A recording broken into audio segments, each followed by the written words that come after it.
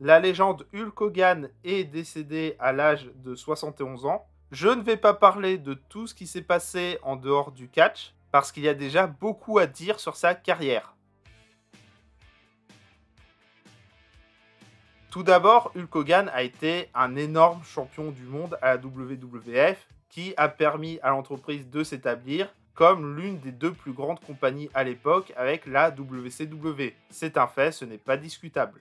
Ensuite vient le procès des stéroïdes, car à l'époque, à la WWE, pour que ça fonctionne, il ne fallait pas que tu sois bon sur le ring, pas spécialement, mais il fallait que tu aies un énorme physique avec des gros muscles. Et le problème, c'est que pour avoir des gros muscles, en général, tu te piques. Moi, je le sais, j'ai un gros ventre parce que je ne me pique pas. Évidemment, ce n'est pas parce que je bouffe comme 4.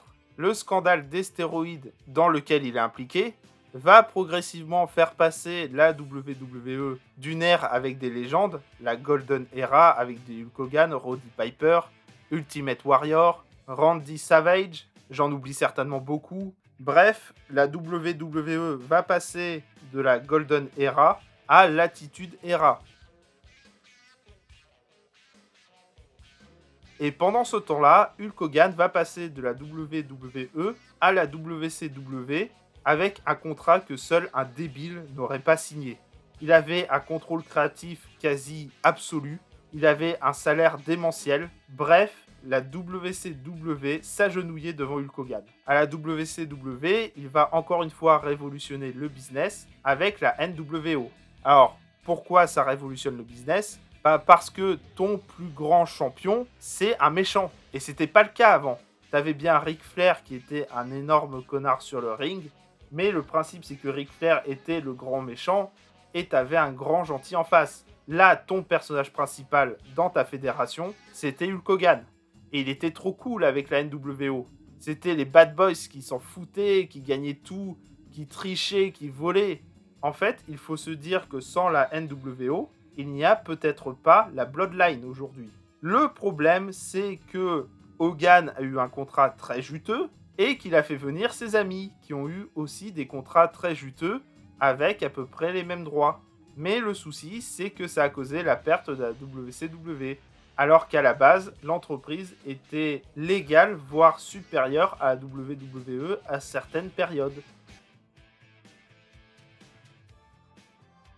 Donc Hulk Hogan passe quelques années à la WWE ensuite, jusqu'en 2004, avec un match contre Shawn Michaels qui est clownesque. Et je vais vous raconter l'histoire. En gros, Hulk Hogan et Shawn Michaels devaient faire 2 matchs. Le premier pour une victoire de Hogan, la seconde pour une victoire de Michaels, qui était plus jeune, qui avait plus d'années encore à faire sur le ring. Sauf qu'Hogan, et c'est quelque chose qu'il a beaucoup fait dans sa carrière, ne voulait pas prendre le pin contre Michaels. Il a dit non, je ne veux faire qu'un match et je le gagne. Et donc Shawn Michaels a juste saboté le match. Alors évidemment, à cette période, il y a eu aussi le match légendaire contre The Rock. J'aime pas The Rock, j'aime pas Hogan sur un ring. Moi, il ne m'a jamais intéressé. En plus, apparemment, c'est vraiment basé sur l'aura des deux superstars.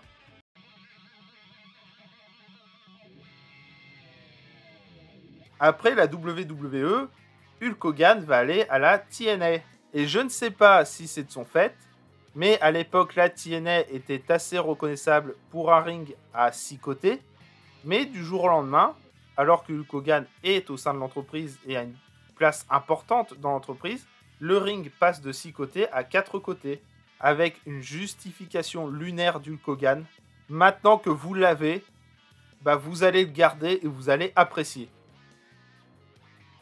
Mais si vous ne deviez retenir que 2 choses d'Hulk Hogan, la première, il a révolutionné le business de manière directe ou indirecte, donc ça je l'ai déjà expliqué. Et la seconde chose, c'est que c'était un énorme connard avec un ego surdimensionné qui a causé la mort de la WCW, et ça a changé le paysage du catch ces 25 dernières années, et il a aussi provoqué la quasi-mort de la TNA, avec l'idée à la con de passer de 6 côtés à 4 côtés. Ou en tout cas, c'était lui le visage à l'époque de la TNA, quand ils ont annoncé ça. Donc Hulk Hogan, l'homme est exécrable, mais c'est une légende du catch, pour le meilleur et pour le pire. And what you gonna do when Hulkamania and the largest arms in the world run wild on you?